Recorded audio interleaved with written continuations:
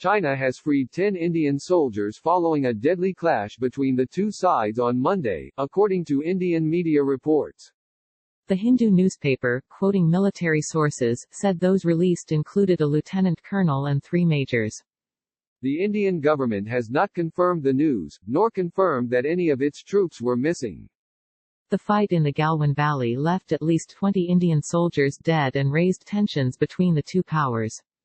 China did not acknowledge any casualties among its forces, while at least 76 Indian soldiers were injured. Both sides accused the other of an incursion. The border between the two nations in the region is poorly demarcated and can shift with topographical changes. According to Shiv Arora, a senior editor at India Today, the release of the Indian troops formed a key point of negotiations between the two sides on Wednesday. The news comes after an image emerged on Thursday of the crude weapons reportedly used in the fight. The photograph, which appears to show iron rods studded with nails, was passed to the BBC by a senior Indian military official on the India-China border, who said the weapons had been used by the Chinese.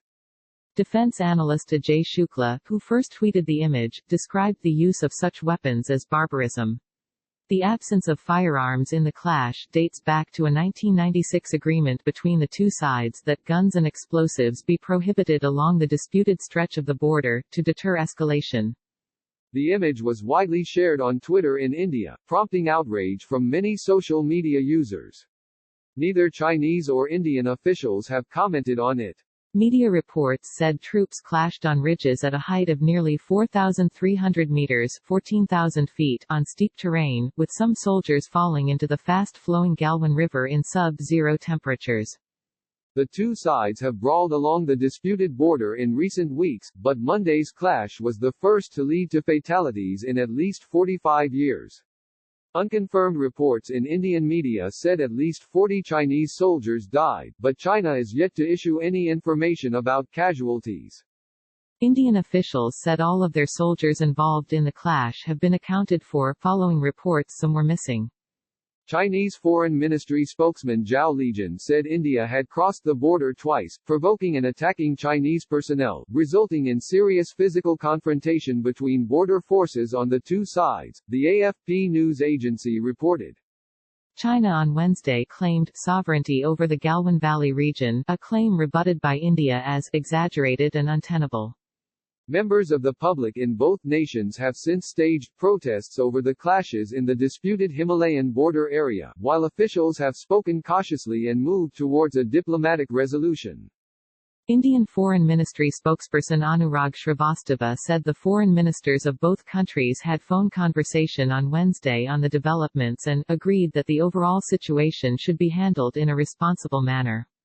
Making exaggerated and untenable claims is contrary to this understanding, Mr. Shrivastava was quoted as saying by Press Trust of India news agency.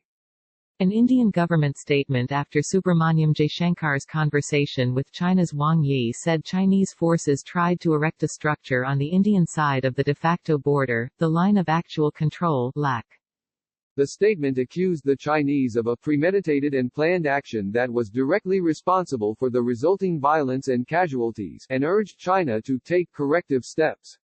Meanwhile, a Chinese statement quoted Mr. Wang as saying, China again expresses strong protest to India and demands the Indian side launches a thorough investigation, and stop all provocative actions to ensure the same things do not happen again.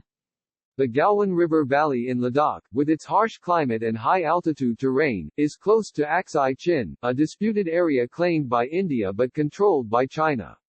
This is not the first time the two nuclear-armed neighbors have fought without conventional firearms on the border. India and China have a history of face-offs and overlapping territorial claims along the more than 3,440 kilometers (2,100 mile) poorly drawn LAC separating the two sides.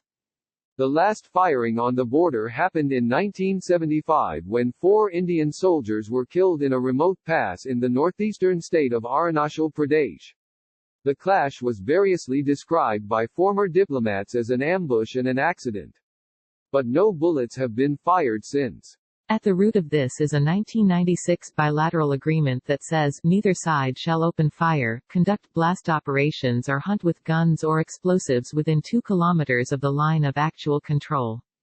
But there have been other tense confrontations along the border in recent weeks.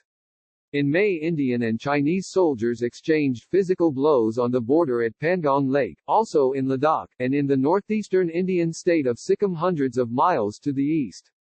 India has accused China of sending thousands of troops into Ladakh's Galwan Valley and says China occupies 38,000 square kilometers, 14,700 square miles of its territory.